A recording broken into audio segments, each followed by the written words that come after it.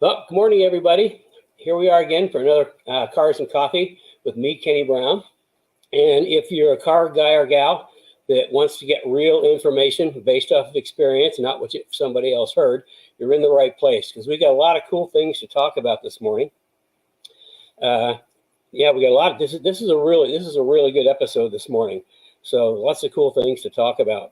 What we're going to talk about is this is based off of some questions from last week. I'm going to talk about the pros and cons of 3-link suspension versus 4-link versus torque arm. And that goes back to some questions from last week, which we'll get into a little bit. I'm going to talk about, another Transform Your Driving Experience workshop is coming up in the near future. And then there's been some, was passed on to me, there's been some kind of like a whole bunch of chatter, let's say, on the internet about jacking rails and F550 Mustangs. And of course, we'll answer questions. If you've got any questions, go ahead and send them in. We'll get to them a little bit later, or through this morning's episode. And then also, the questions that we're going to do today all come from Speed Therapy Society, the Kenny Brown Speed Therapy Society. If you're not a member, I'd look it up. I mean, it's a pretty cool thing. It's a private Facebook group, and there's some really great people in there that share a lot of stuff. I see Carrie. Yeah, I just wanted to add, it's Kenny Brown Speed Therapy Society Facebook group. So it's a private Facebook group. So you just Google it and you'll find it. Okay, Kenny Brown Speed Therapy Society private Facebook group.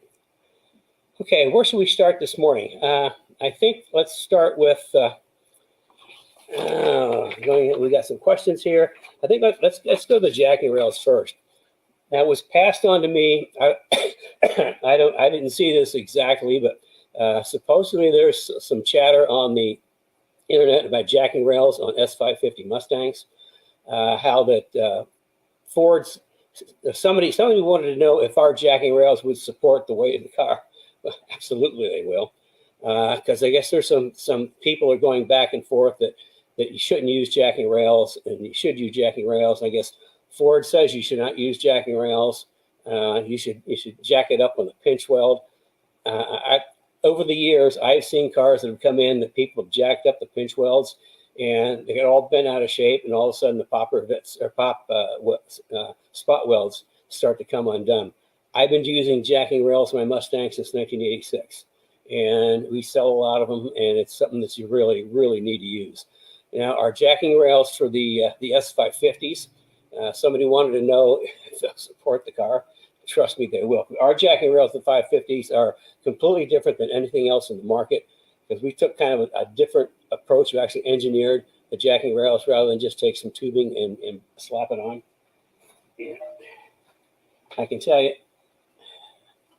jacking rails are pretty darn stout.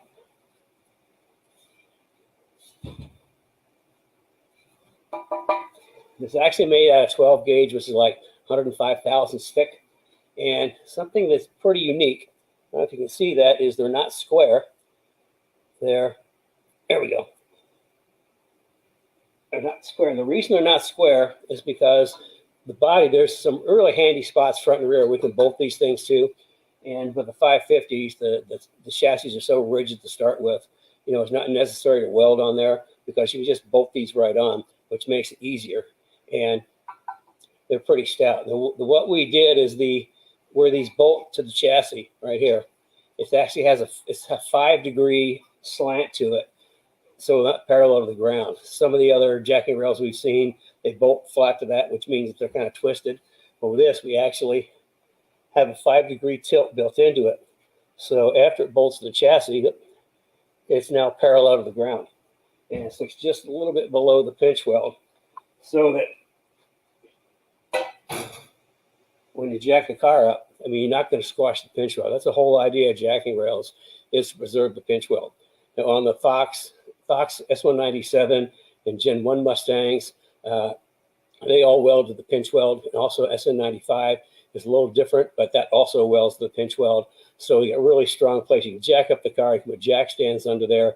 To me, the whole concept of jacking up on the pinch weld or putting jack stands on the pinch weld, that's not, to me, that's not a good idea. So that hopefully that'll dispel some myths that whether or not to use jacking rails in a 550, absolutely. I mean, your life will be so much easier with jacking rails than without. So that takes care of that one. Let's see, we've got some. Oh, here we go. I can't. Carrie's not here to give me signs, so I have to try to remember this on my own. If you're on YouTube, you got three things to click: the like, subscribe, and the bell. Might as well do a hat trick. Hit all of them. If you're on Facebook, like us. Share. If you get some buddies that you can share this with, go ahead and click the share thing, because the suspension part is going to be really, really good. In fact, I've taken a few pages out of the Speed Therapy Academy to kind of demonstrate the suspension. So that's something you're not going to want to miss, or you're not going to want your buddies to miss either. So if you've got some friends, why don't you click on that and share it with them. So that's okay. Let's take a look at. Here's some questions. Mike Doan wanted to know about caging a car. Is it worth caging a car with a 6-point for HPDE track days, bolt in versus weld in? Obviously, weld in is better, but you can't take the cage out if you decide to trade in the car or sell it. I mean, anytime you can add any additional strength into a car, it's a good thing. So yeah, for HPDE, if there's a safety measure, it also adds rigidity to the chassis. And you just can't add too much rigidity to the chassis. We go through in the Speed Therapy Academy talking about the street cars and race chassis and the big difference in how rigid racing chassis are. So, I mean, adding a 6-point, that'd be a great thing. And bolt-on, there's nothing wrong with bolt-on as long as it's bolted on tight. You use either lock nuts so it doesn't come loose. There's nothing wrong with that. That way you can, like you said, you can take it out and when you sell the car and either give it to someone else or put it in your next car. And then Alessandro want to know how and where to position the fire suppression system for road racing. Well, there's lots of places, and a lot of people have their own preferred places. Now, I'm guessing you're talking about the full fire suppression system that's got like a cable or a button that sets it off. Ironically, this is really weird. Next week in the Speed Therapy Academy, our the master class is going to be the gentleman from SPA, and he's going to be specifically talking about fire suppression systems. Now, for me, where to place it? Well, you're talking about probably it's 5 to 10 pounds worth of weight. So you're going to want to put that somewhere in the car that you can use the weight to your advantage. I typically will put them right in the rear passenger seat floor. Because that gets them, behind the driver on the opposite side of the car, or you can put them somewhere in the left rear corner of the car. Because that's in a Mustang, that's always the lightest corner is the back. That's why we always stick the battery in the right rear corner. So any place that you need to put weight is a good place to put it. And like I say, I put them on the passenger side and the rear seat passenger footwell. It's low and it's behind the driver, and it's the opposite side of the driver. Or you can put it in the back. So, but anywhere like that, I mean, you got tubes that run everywhere, so it's not real critical from a plumbing standpoint. So it's just need to think about where would you like to add this 5 or 10 pounds of weight. Okay, now Dale wanted to know about setting up sway bar end links. Okay, that's a good question. We got the 550 and the 197 end links, and these are double adjustable, which means that you can stick them in the car and you can screw them. You can make them longer or shorter just by screwing this. And there's a couple of advantages. Now sometimes when you lower a car, the sway bar all of a sudden starts kind of pointing up in the air. So you can actually use the double adjustable to kind of shorten it up a little bit to kind of bring it down. But the most important thing is to keep from having preload on your sway bar.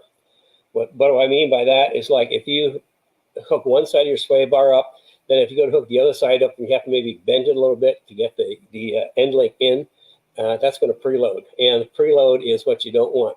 You have a chance of, with the preloaded sway bar, of locking up a brake locking up one of your front tires under hard braking. So when you've got an adjustable one, you can put one on one side, and then the other side, you just adjust it until it just drops right in, so zero preload on it.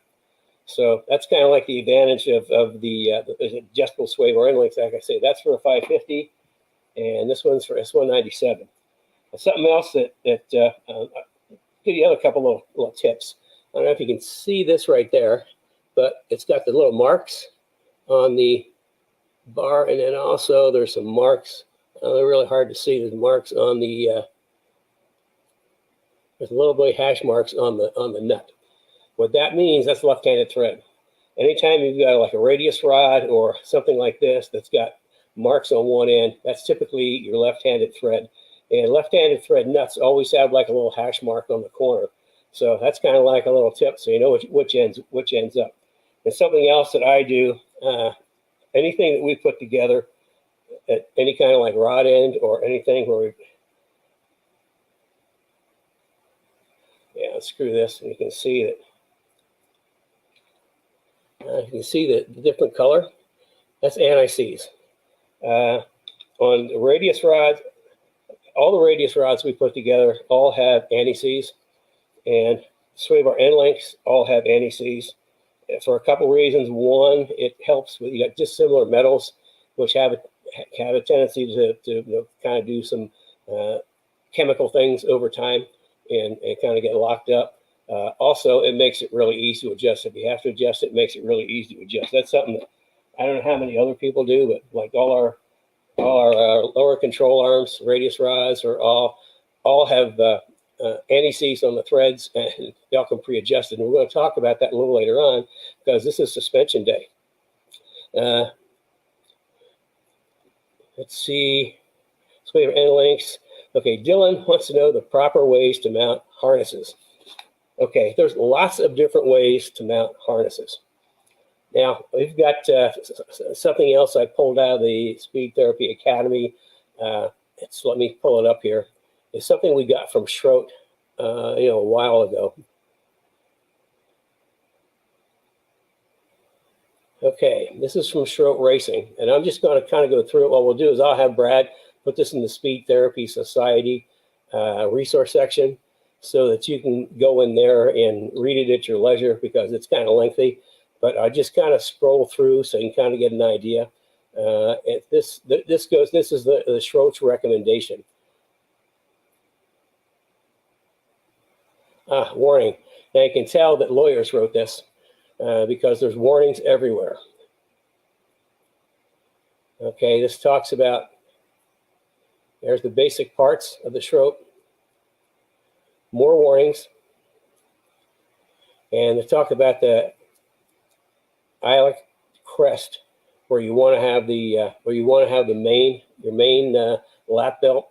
And this is something else when we had Ben O'Connor from Impact come into the Speed Therapy Academy and do a full evening on the proper way to do harness belts and how they ended up where they are. He did a lot of good information on safety and harness belts. And this is nothing more than, just kind of shows the difference between having like a Hans device versus not having a Hans device. And you can tell this guy at the top's had a bad day. Okay, more warnings, what to do, what not to do. Now here's where it gets into, you're always looking for 0 to 20% over the shoulder to the mounting. You never really want to go straight down. And this, again, this is, we'll have this so you can download this and look at it yourself, because there's a lot of information here. More warnings,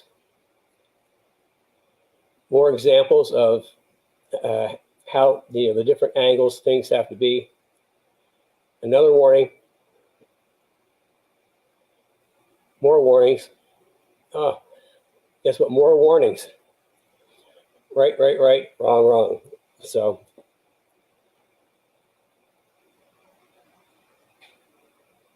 now this kind of shows you how you can wrap the harness, your shoulder harnesses over if you've got a harness bar or a roll bar, the best way to do it. And then this is the way to do it if you've got like a loop. And here's some more examples of mounting the loops. And some more. And some more. Oh, another warning. Let's talk about pull up and pull down. If you have a choice between a pull down and pull up lap belt, always go for the pull up. I can tell you from experience, much, much easier to adjust when you're sitting in the car. And then here's some more do's and don'ts, wrongs and rights. And another warning. Let's talk about the ends. And another warning. And this goes into mounting to the car. Here's some additional information on mounting. Another warning.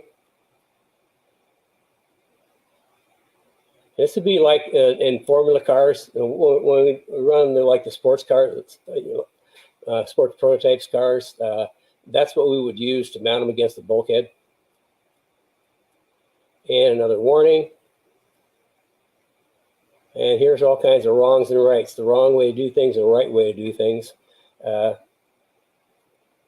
another warning. And another wrong, another right. More wrongs and rights. This is on a Hans device. I strongly recommend anybody who gets past novice and in intermediate class think about getting a head and neck restraint. It's just really good insurance. And what they're telling you here is if you've got extra, it needs to go up on the inside and not over the edge, because that in an impact that would have the potential of sliding off, which renders your head and neck device inoperable. And another warning. Oh, a couple more warnings. Can you tell that lawyers put this together? Another warning. Imagine that. Okay, this goes into the ways you can do with your harness bar, what's right and what's wrong. Okay, so anyway, we're going to, I'm going to have Brad post that up in the resource section of the Speed Therapy Society so that you can download it for yourself.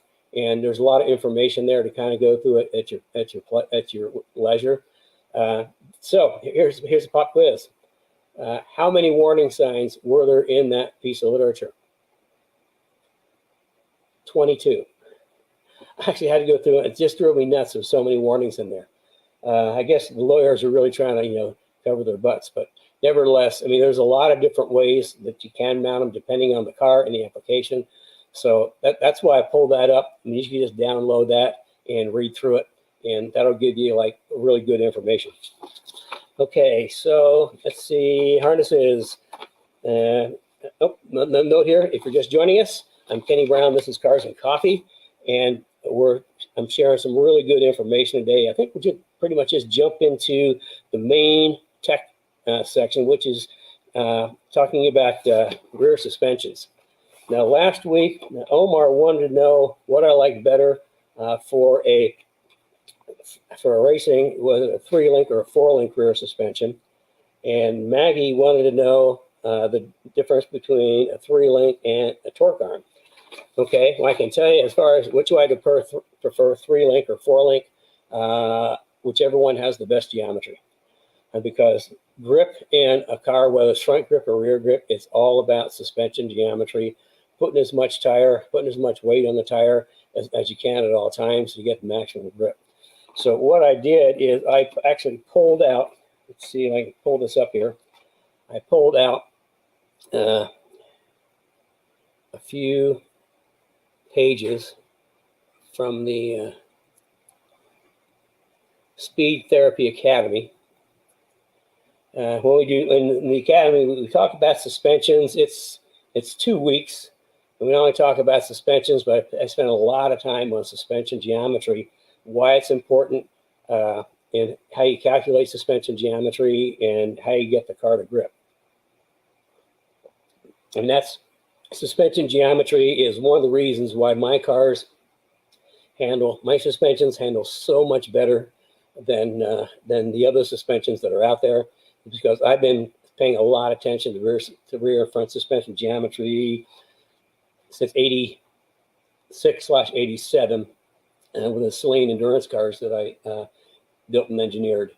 And actually, that's turned into my advanced geometry suspension systems, better known as AGS. And for the S197s, we are at AGS 4.0, which is the 4th generation. Gen 1 of AGS goes all the way back to 1987. I think it's 87 through about 88 or 89. And then with each new update, I take the best of the previous generation and carry that over and make other improvements. So by the time we got to Gen 4 and S197 Mustangs, I mean, I got really, really good suspension geometry. And we're going to talk about that. Okay, as far as 3-link and 4-links, there's different kinds of 3-links and 4-links. This shows the parallel 3-link, parallel 4-link, and parallel 3-link, and also triangulated. I kind of refer this to as to splayed. And this is an example of this is similar to what's on an S197. It's a 3-link with a panner bar, which is pretty common setup. But the thing about, we'll get to panner bars and watch links in a minute. But anytime you've got parallel trailing arms for rear suspension, you have to have something for lateral location. Otherwise, it's going to fly all the way around. Now, when you've got triangulated, this is sort of self-centering. Okay, so using a pannered rod is lateral location. Now, here's another picture of a triangulated or splayed upper control arms, which are self-centering. They keep the axle centered. And here's this is like a double splayed setup. And here is the S197 Fox Mustangs. They've got a double splay, and you can see the double splay. And I mean, it's good for locating the axle, but I can tell you that the rear suspension geometry on these is not particularly good for a number of reasons. Let's see, get back here. Okay, now wherever the panner bar crosses the center line of the car, right there, that's the roll center. That's the geometrical point at the back of the car wants to roll around. Now Mustangs have the panner bar up pretty much in the middle of the differential, and as you go around a corner, you can just feel that inside tire. You feel the car roll up, and you feel that inside tire getting light. That's because the roll center is high. Now, there's 2 ways to locate lateral location for rear axle. One's a panner bar, and the other's a Watts link. Now, a Watts link is technically the best way to locate for lateral location of the rear axle. However, the problem arises is wherever the center pin is on the bell crank, that is your roll center. And because of the way the bell crank goes, it's really difficult to move your roll center down. Now, I moved in our AGS 4.0 rear grip kit, we moved the panner bar all the way down to the bottom of the differential. So we moved the roll center from the middle of the differential down to the bottom. It's about 4 inches or so. With the Watts link, you can't quite do that. Now, back in the Trans Am days, what we used to do is we used to take a Watts link and mount it horizontally to the bottom of the differential so that we'd get the benefit of a Watts, but we'd also put the roll center on the bottom of the diff. Now, on those cars, it was easy because they have like an underslung chassis, so it's easy to just go right over and hook the the radius rods off the bell crank to the chassis. Where in a Mustang, it gets a little more complicated, and plus there's only so low you can get the Watts link. So that's why I stuck with the panner bar. It's simple, it's lightweight, and we can get the roll center all the way down to the bottom of the differential, which really helps the back of the car handle. Now, when we get to the Mustang, the problem is if you draw at the suspension geometry, what happens is your roll center ends up being, I can't remember now, it's like 17, 18 inches off the ground, which is really high. And that's why the back of Fox and SN95 Mustangs have so much roll to them, and they have such little rear grip.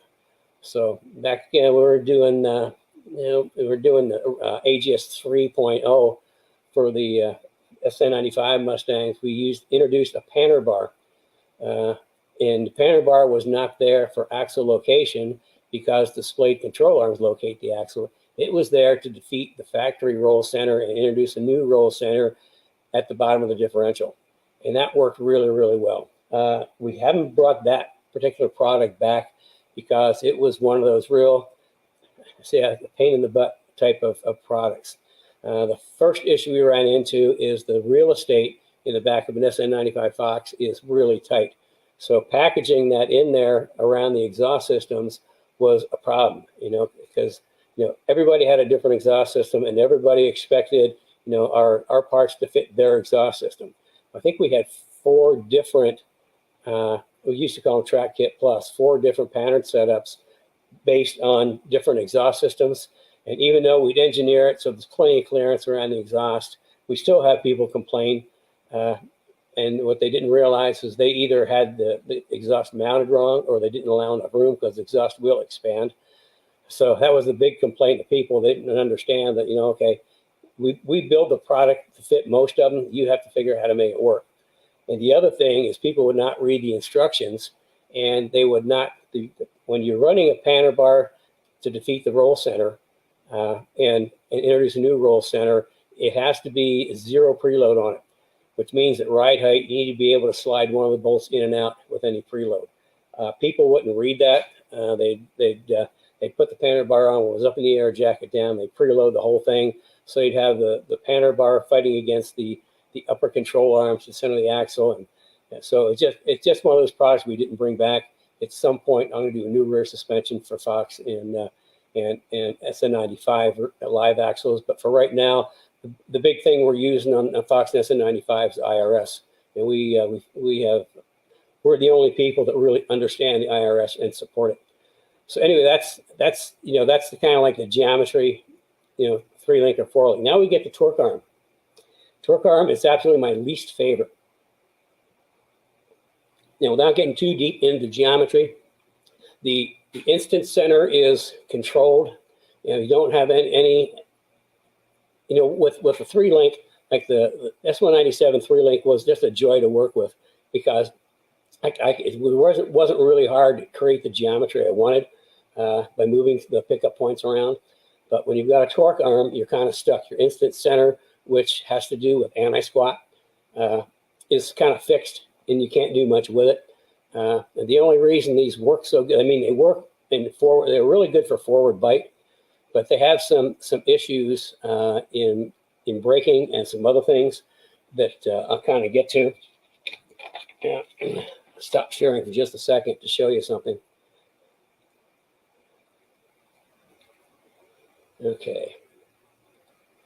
Okay, this is sort of like my Bible, the race car vehicle dynamics. This is, you talk about, this is super heady stuff. But in here, there's a huge section on suspension geometry that I've read through maybe 20, 30 times. That's been kind of like the foundation for what I've designed in suspensions. But what they talk about in here on page 657 and 658, and actually had to take, we have this, the Academy guys have access to this, but it's on the description's on 3 different pages. So I had to cut and paste.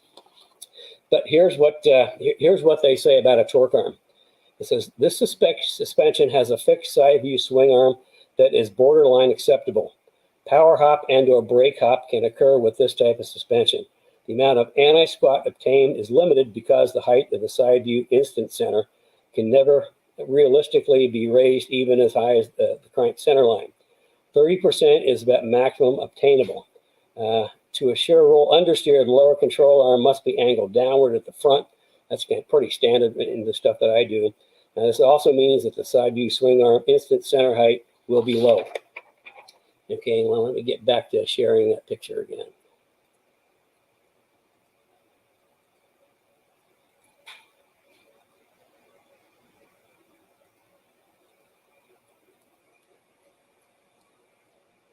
So what they're talking about, this is the instant center, and I'm not going to. There's like too much information to even try to give it to you in short spurts. But like I say, in the Academy, we spent 2 weeks going through suspension geometry. But the instant center has to do with your anti-squat, and it's very limited. And I can attest to what was written in the textbook. Is I was driving. We built some 95 Cobras for a couple of customers. We call them the Cobra twins. One was red, one was white, and I mean they were really cool cars. I mean they were full suspension. I still had the Windsor motors. We bored and stroked them at the 352, I think, and they were just an awesome car to drive on track. And the guys that we sold them to just loved track days. What they do, they have a big semi, and they would rent a place like Putnam that I met them at one time, and they would bring like 3 or 4 cars apiece. And I asked them why they bought so many cars, and it was really simple. They thought, well, one breaks, we just got another one we can drive. So I drove one of their, I can't remember if it was a Camaro or a Firebird, and the torque arm was originally introduced in 1924 on Type 35 Bugatti. GM used it pretty extensively in the Camaros simply because of packaging. It was really easy to package, not really the best in handling, but easy to package.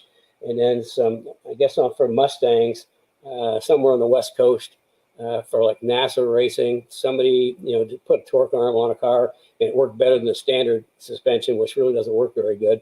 So everybody thinks the torque arm is the only way to go. Well, it's better, but it's really not the optimum you can do. Suspensions have come a long way since 1924. And, I was driving a Camaro, I can't remember Camaro Firebird, with the torque arm in there. And Putnam, I can't remember the name of the corner, but there's one that I brake really, really hard, go in deep, and kind of come around. It's not quite a hairpin, but it's pretty close to it. I can get around that pretty good by going really late, braking hard, and then turning in late. And when I tried to do that with a Camaro, the whole back of the car started bouncing all over the place. And then when I finally got through the corner, I just heard this clunk, clunk, clunk under the car. So I drove back to the pits, and I told them there's a clunk in the car, and the torque arm came loose. So it's something that happens to them quite a bit. So that kind of tests the fact that the torque arm, did hop a lot under hard braking, which means that with the geometry I have in S197 rear suspension, you can outbrake a torque arm suspension like crazy.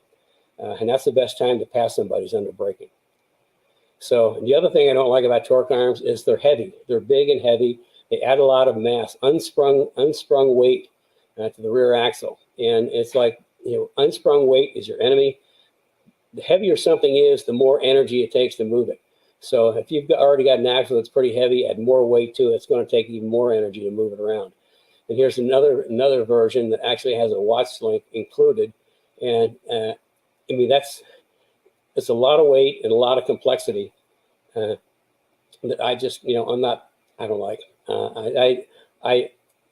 In all my years, I've come up with a better solution, and this is it. This is my S197 rear grip kit. It's simple, it's elegant, it's lightweight. It actually saves a lot of weight in the back, and it works like crazy. And it's not parts, it's a system. Every piece in the rear grip kit is engineered to work with every other piece to improve rear suspension geometry. Starting from the back is the panel bar. Remember I said we have a panel bar relocation kit? This is how far down we move the panel bar. It's like 4 inches down to the bottom of the differential. So the back of the car doesn't want to roll up as much.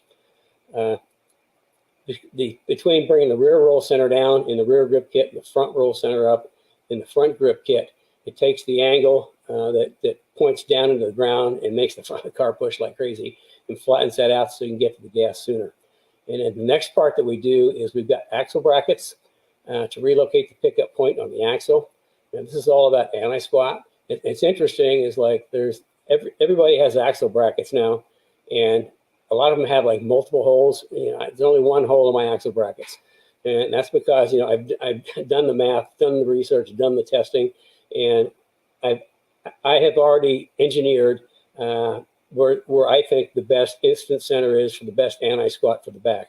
The anti-squat, which is where it really gets the power down off the corner, it also is anti-lift, which under hard braking, the back of the car is the one to jump up so much. So between where I move the pickup point on the axle brackets and also the U-link upper control arm module is longer than factory, and the pickup point is moved again. So I can impact by drawing a line from the pickup point through the front out to where it intersects with this, and that gives us the instant center and the anti-squat that I'm looking for. Again, we talk about that extensively in the academy. And the other little trick that I do is the control arms on 197 are splayed outward at the front.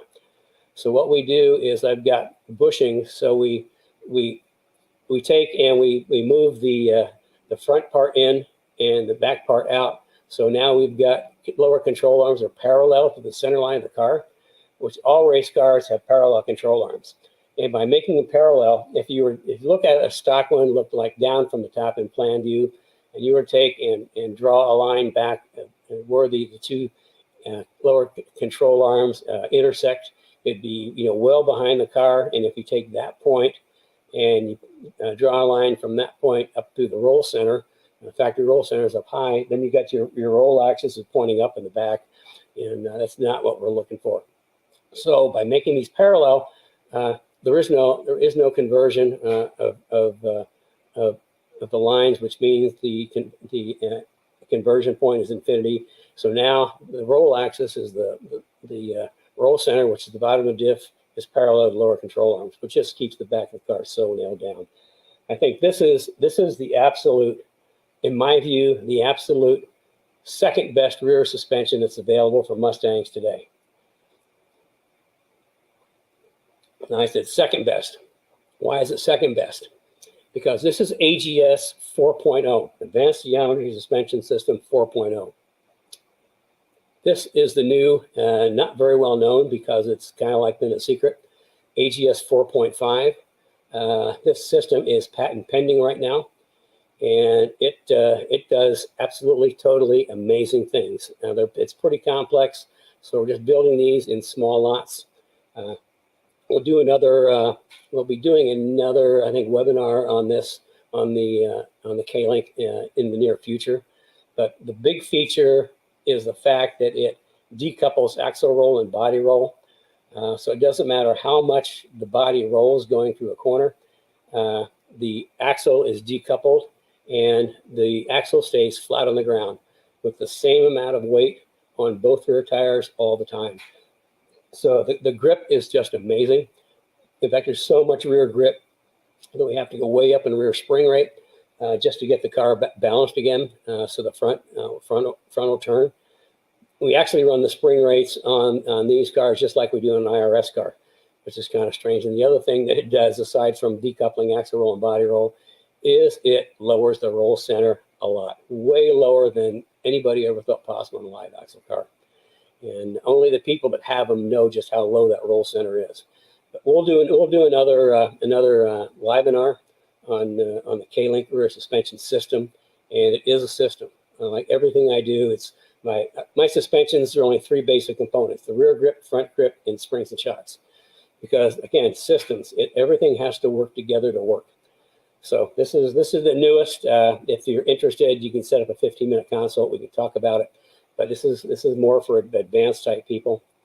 Kind of the question becomes, how good is it? Well, let's see. I think Steve out in the West Coast, I think he picked up 3 or 4 seconds with rear grip kit 1 off his best times and on this one track. And then with the K-Link, he picked up another 4 seconds. We got another customer, David, at not Laguna, Sears Point. I don't know what it's called now. It used to be Sears Point. When I raced there, that's what I called it. So anyway, at Sears Point in Northern California, David has a Boss 302S. So the difference between the suspension that comes on a Boss 302S and he did the full AGS 4.5. Front grip kit, rear grip kit, and the JRZ springs and shocks. The difference was he was 8 seconds a lot faster. So nobody else has anything like that. That's why I spent a lot of years working on that. That's why we've applied for a patent on it. So that kind of gets through. We got to just about everything. Let's see. The Transform Your Driving Experience workshop is coming up August 23rd to 26th. So mark that on your calendars. That'll be in the evening, around 7 to 8, and it'll be on Zoom, I think. So it'll be. I think you need to sign up for it. I don't know if Carrie's there. If she can add some to that. Are you still there, Carrie? I sure am. So we have, I'm going to take my big face off of there. There we go. So we have the Transform Your Driving Experience workshop. If any of you have ever gone through it, it's really quite the awesome experience. Kenny goes through 4 days of how to transform your driving experience, obviously. And it talks about the top 5 things you need to do when planning a build. And he also talks about, coincidentally, there's another 5. My 5 secrets to making my cars work. Yeah. So it's pretty interesting what he shares. Everybody that has gone through it has loved it. So that's why we're doing it again. It's backed by popular demand. It is August, in 2 weeks from now, August 23rd. It starts on a Monday at 7 p.m. Eastern time. It runs for 4 days. It's about an hour and a half, depending on how many questions he has at the end of the session. So it's not a lot of time, but it's definitely worth the taking. So if you're interested in that, there will be a link in the comment area that Brad's going to add. And you need to register for the event and sign up for the to be in the Speed Therapy Society Facebook group, because that's where it's being held. If you're a non-Facebook user, because a lot of people may be watching this through YouTube, you can just register, and there'll be an email. You can email me, and I'll make sure that you're in attendance. So it's kind of a really cool event, Ken. Okay, so that's the workshop, and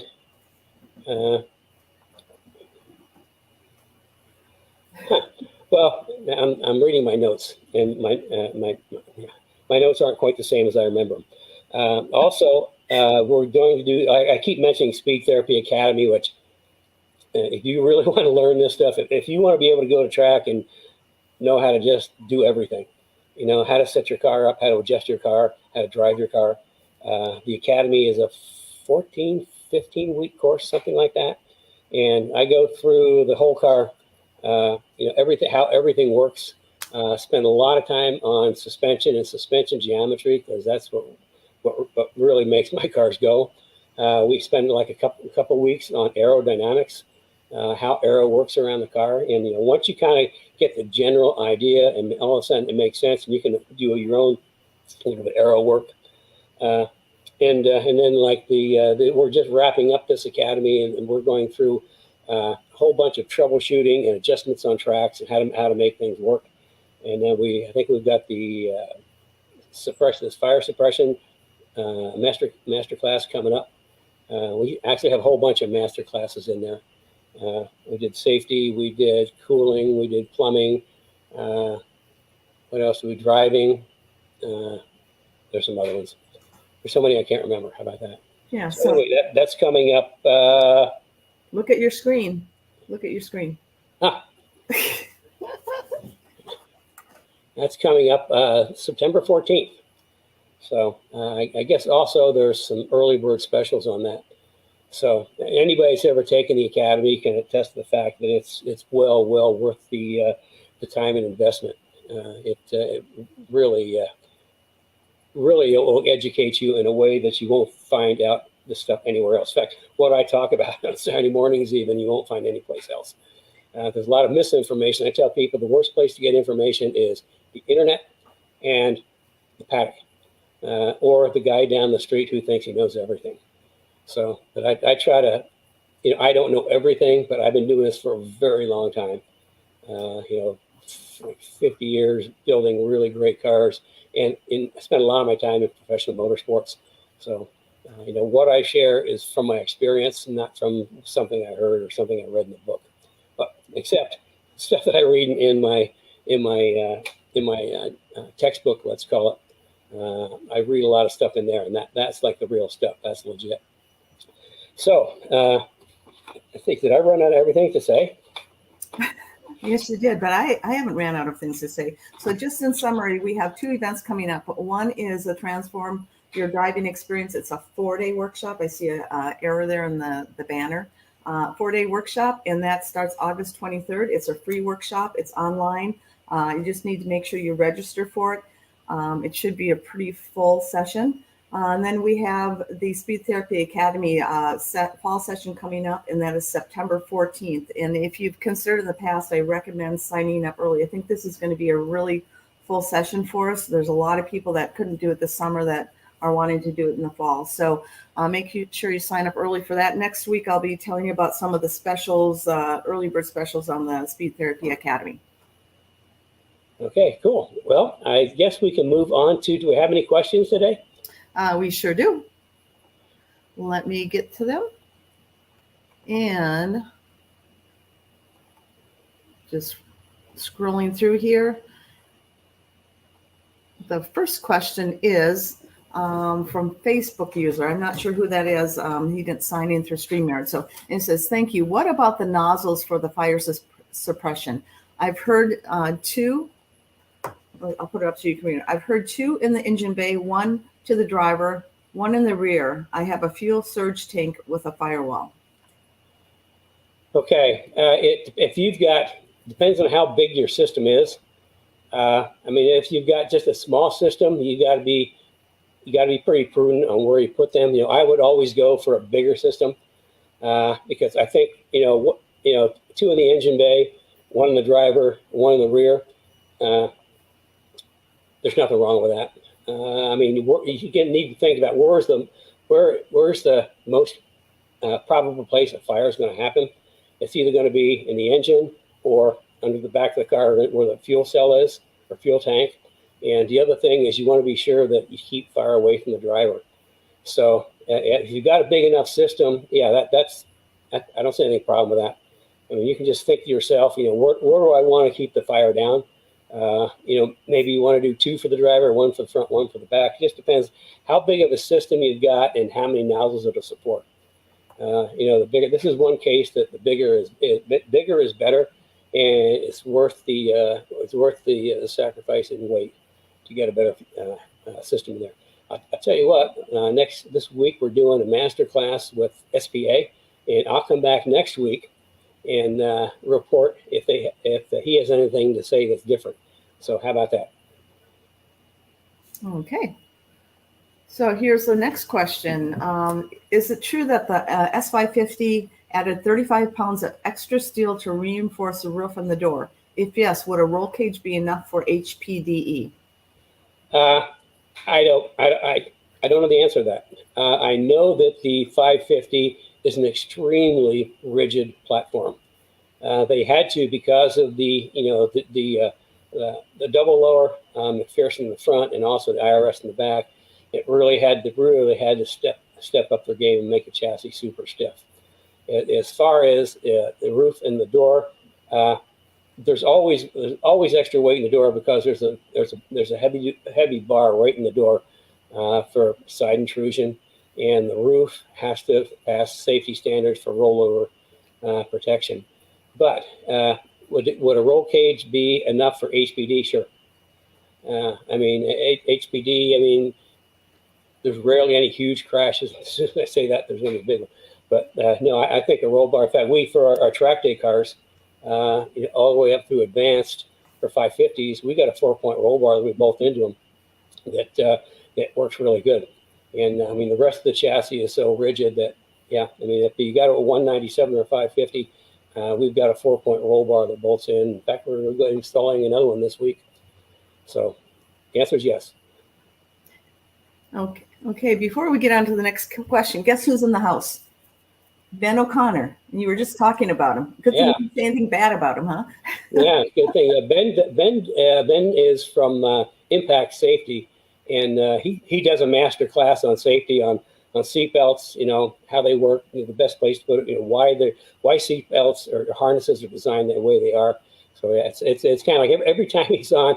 And when we have master classes for the academy, every time one of these guys come on, and what they all are, they're all guys I know in the industry. They're experts in the field, come on and share some of their knowledge in a format that, our guys in the academy can ask questions. But anytime we have one of the master class guys on, I always learn something. So if you ever stop learning, you might as well take a dirt nap, because there's no sense in going on. Okay. So I have another question, just to get you guys' comments on this. The master class is like every other Thursday. We pull in another expert as part of the Speed Therapy Academy. I was thinking of maybe offering that as a separate class. It wouldn't be as expensive as Speed Therapy Academy, but it would be really kind of worth going through that. So let me know if anybody would just want to take the master class series by themselves. It'd probably be 8 sessions over 4 months. Okay. So make a comment about that. And I see a question on my screen. Yep. Is there a preference between staggered and square setup running your suspension systems? And this 197. Nope, not at all. My suspension is about geometry. And it's about, making the car, have as much grip as possible. As far as square and staggered setups, what we do, if somebody wants to run a square setup and they're not running like stupid, like big power, my favorite is 19 by 10, all 4 corners, and 285 35s. That's a really good square setup.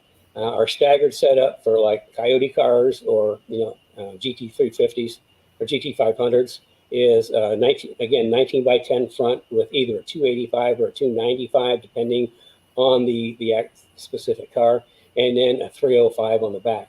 But the suspension will work great no matter what, whether square or staggered, doesn't matter.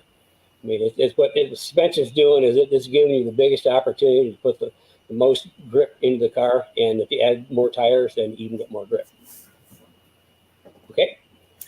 Here, just a comment. I thought this was pretty cool. 4.5 system is badass. Yeah, it really is. I mean, when I do the next webinar on it, you're going to find it's been 20 years in the making, and that's why we went ahead and applied for a patent, because it does things that up until now have not been thought to be possible with a live axle car, and it works really, really well. So here's another one from Tim Tomasak on the K-Link too. It looks great, almost too nice to put under the car. So true too. Yeah, I mean, we've got a lot of comments when the guys that have got them first open the box, they're just blown away. I mean, it's when you see it in person, it's pretty staggering. I mean, it's really well made. The geometry I put into the mechanism itself is it took a long time, and all the pieces or the machine pieces are beautiful. I mean, it is like a piece of art. Here's another K-Link right here from Anibus Vero. Anibus actually has our front grip kit and the rear grip kit, and it looks like he may have the JRZs as well. When the 4.5 rear becomes available, can you still use the JRZ coilover, or do you need to run the Strange coil? Oh, no. If you got JRZ coilovers, all we need to do is just change rear spring rate and add a couple clicks of rebound. I would much prefer the JRZs over the Strange. So. Okay. And actually, it is available now. We just put them out in the small lots. So. Yeah. So, Anibus, just give Rich a call, and he'll be able to help you through that. Or set up a 15-minute consult. Yeah, that's a good point to set up. Anybody can set up a 15-minute consult with Kenny. Let me find the next question. Here we go.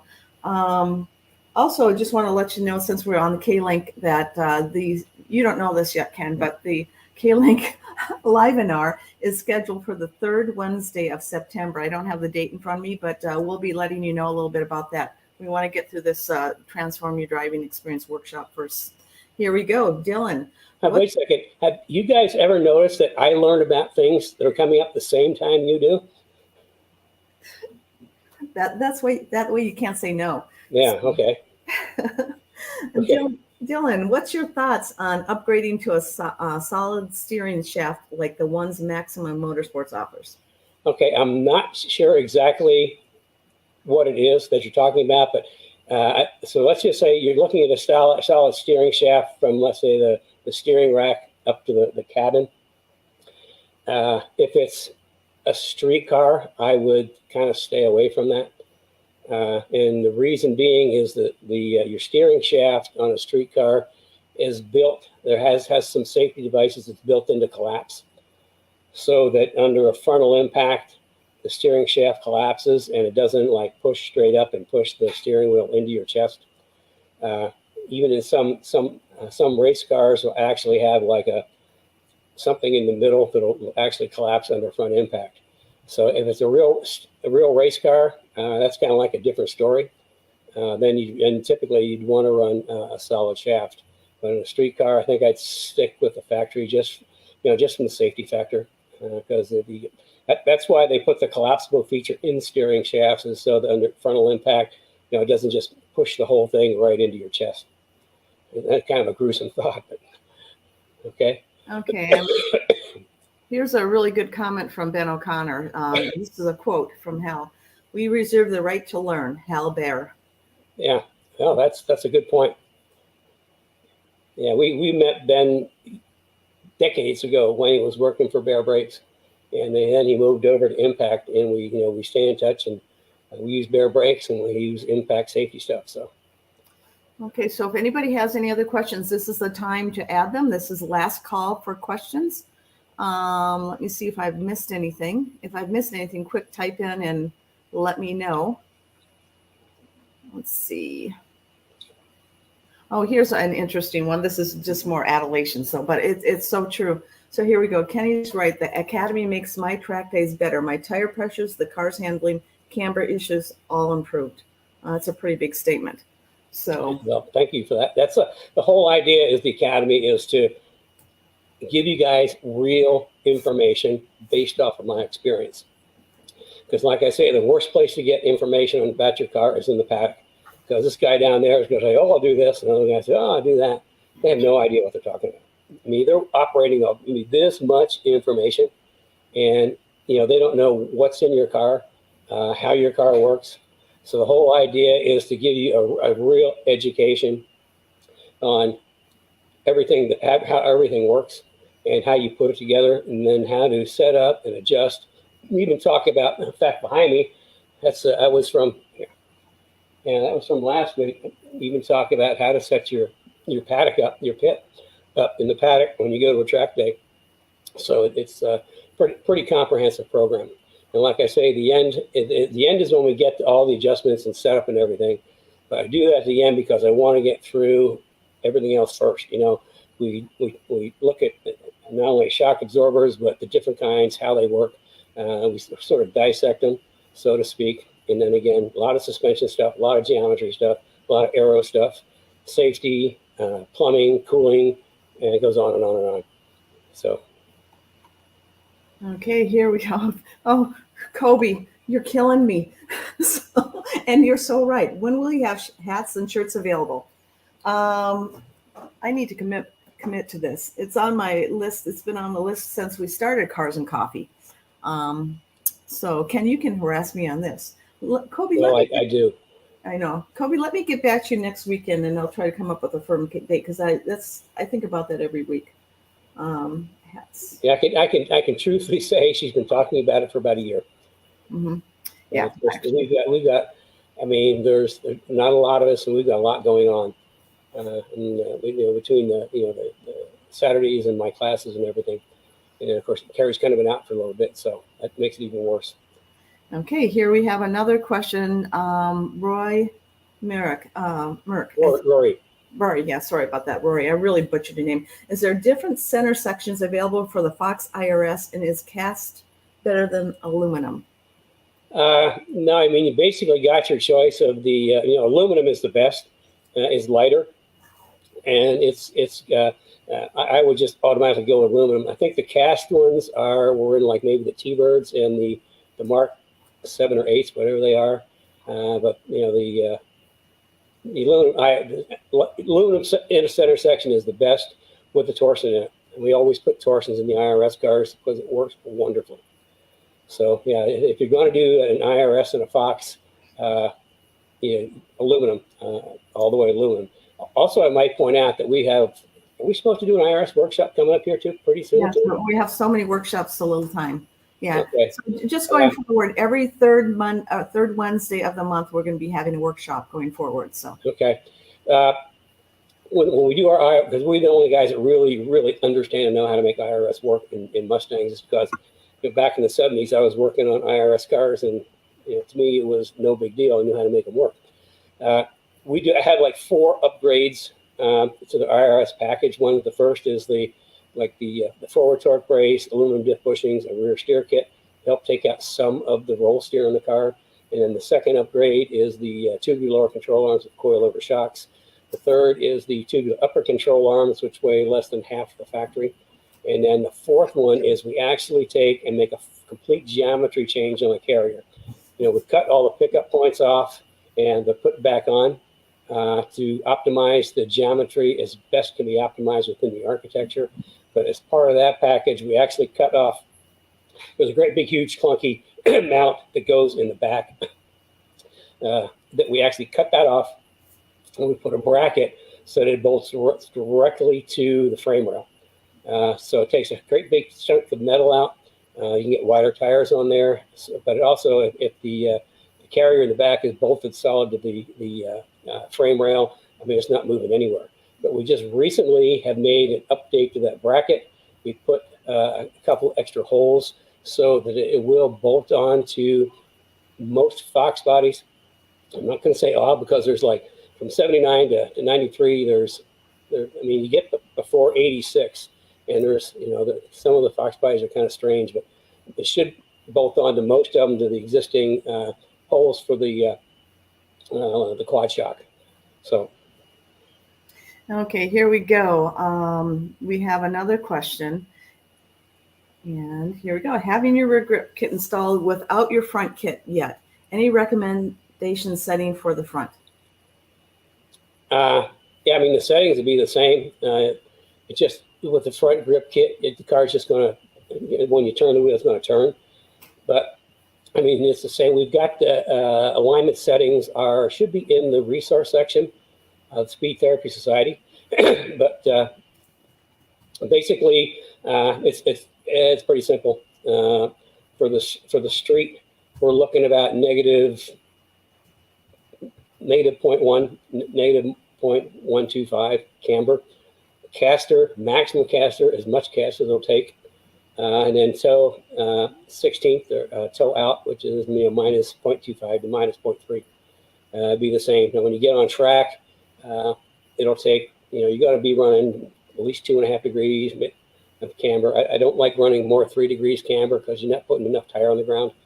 But the big thing about the front grip kit is when you turn the wheel, the car turns. I think Wendy, who's one of our people that have the suspension on, when she put the front grip kit on, her comment was that now when she went into the corner, rather than turning the wheel and waiting for the understeer to stop and for it to grip, that when you turn the wheel, it just turns. Two things that get fed back to me of people when they first drive their S197 with their full 4.0 suspension system on there. The first thing that happens is they come up to a hard braking zone, they hit the brakes, and then they have to drive up to the corner again and hit the brakes again because it stops so short. And the next thing is a lot of people, when they turn in, they actually turn over the inside curve because they're not used to the car turning so sharp. So, the alignment would be the same. You just have to watch, if you're on track, your geometry isn't going to be good enough to make it turn really well. That's where the front grip kit comes into play. And the suspension settings are on somewhere in the society, the resource section. You can just download them and stick them in your notebook. Okay, so we continually have questions coming in. Okay, Kenny, we're going to need to negotiate after this because now you're on your talent overtime wages because it's 1 hour past the time you've been on.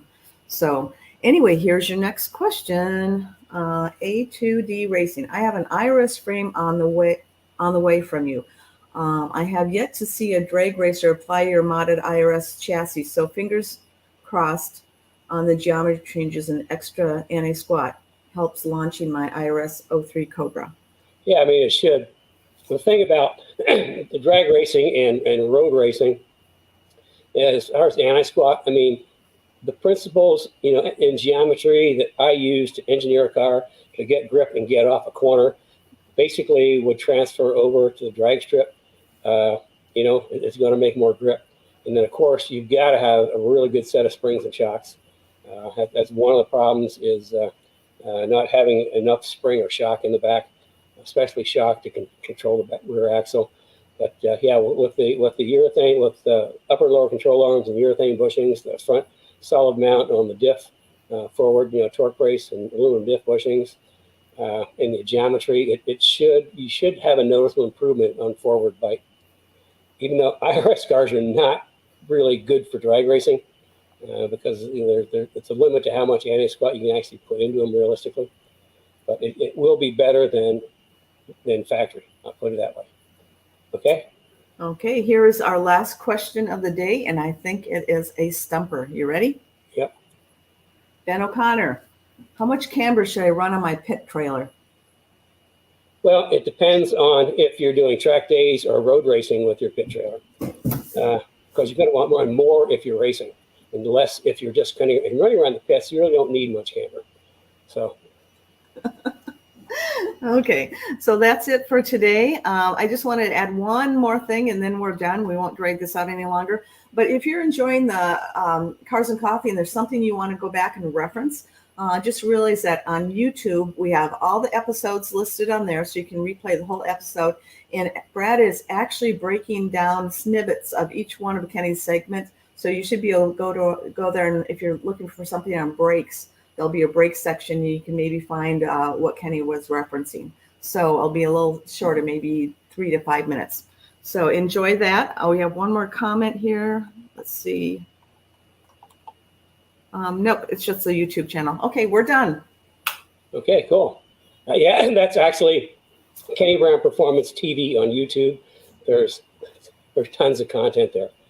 This is episode 65. It's hard to believe.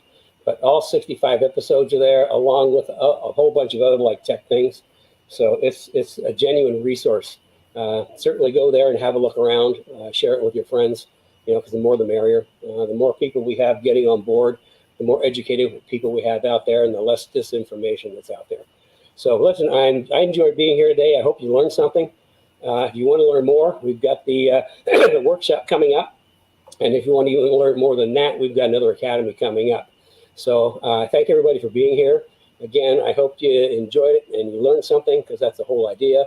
And again, if you've got questions or subject matter that you want me to talk about, send it in through the Speed Therapy Society or email it in, and I'll put that on the docket.